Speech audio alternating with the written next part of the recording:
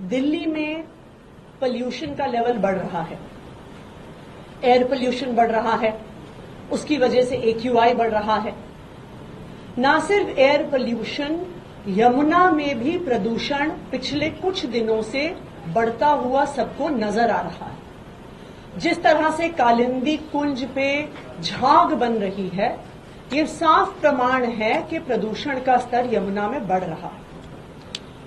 आज दिल्ली वाले ये जानना चाहते हैं कि आखिरकार दिल्ली में हवा में, पानी में प्रदूषण बढ़ने का असली कारण क्या है। आज मैं सभी दिल्ली वालों को बताना चाहूंगी कि दिल्ली की हवा में प्रदूषण बढ़ने का, दिल्ली के पानी में प्रदूषण बढ़ने का असली कारण है भारतीय जनता पार्टी की गंदी राजनीति। सब दिल्ली वालों को पता है कि सर्दी के मौसम में दिल्ली का पोल्यूशन का लेवल बढ़ने का एक महत्वपूर्ण कारण है पराली का जलना। एक तरफ आम आदमी पार्टी की पंजाब सरकार है जिसने लगातार 2 साल के प्रयासों से पराली जलने की घटनाओं को कम किया है। केंद्र सरकार के ही आंकड़े ये बताते हैं कि आम आदमी पार्टी की सरकार पंजाब बनने से पहले 2021 में 71,300 फार्म फायर्स के स्टबल बर्निंग के इंसिडेंट्स पंजाब में हुए। लेकिन आम आदमी पार्टी की पंजाब सरकार के प्रयास से वो 50% रिड्यूस हो गए 2023 तक, जब लास्ट ईयर मात्र 36,600 फार्म फायर्स यानी स्टबल बर्निंग, पराली जलना आधा हो गया आम आदमी पार्टी की सरकार बनने के बाद। आप इस साल के भी आंकड़े उठा के देखिए। हर रोज केंद्र सरकार का institute of agricultural research IARI Pusa stubble burning के आंकड़े जारी करता है। अगर आप उन आंकड़ों को देखने जाएंगे तो 1 अक्टूबर और 15 अक्टूबर के बीच में पंजाब में 2023 में 1105 फार्म फायर्स हुई थी। वो इस साल घट के सिर्फ 811 रह गई हैं, यानी 27% रिडक्शन। दूसरी तरफ अगर आप हरियाणा और यूपी, जहां पे भारतीय जनता पार्टी की सरकारें हैं, उनके आंकड़े देखने जाएंगे तो दिखता है हरियाणा में जहां पे पिछले साल 1 और 15 अक्टूबर के बीच में 341 फार्म फायर्स हुई थी, वो 23% बढ़कर 417 पहुंच गई हैं। यूपी में जहां पे पिछले साल 244 फार्म फायर्स हुई थी, वो 70% बढ़ के 417 पर पहुंच गई हैं।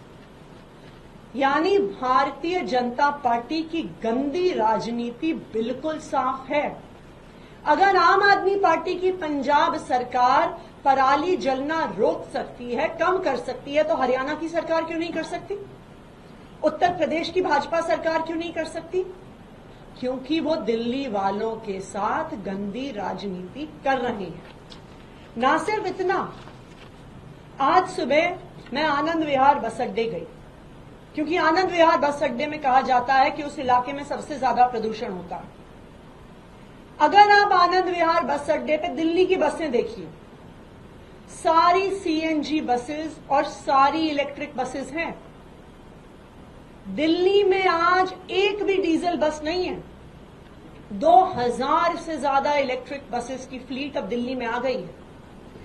दूसरी तरफ उत्तर प्रदेश और हरियाणा, जहां से इंटर स्टेट बसेस दिल्ली आती हैं, जहां पे दिल्ली के बॉर्डर पर अनेकों बस स्टैंड्स हैं, उनकी 100% बसें आज भी डीजल बसेस हैं। आनंद विहार के इलाके में प्रदूषण बढ़ने का एक महत्वपूर्ण कारण है सड़क पार करके जो कौशाम्बी बस स्टेशन है, जहां पे यूपी की हजारों डीजल बसेस आती हैं।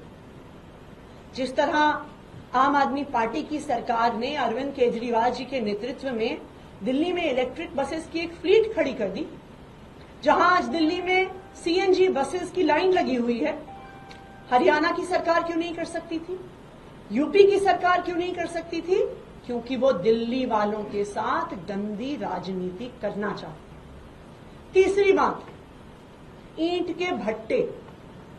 ईंट के भट्टे लगातार प्रदूषण का स्तर बढ़ा रहे हैं।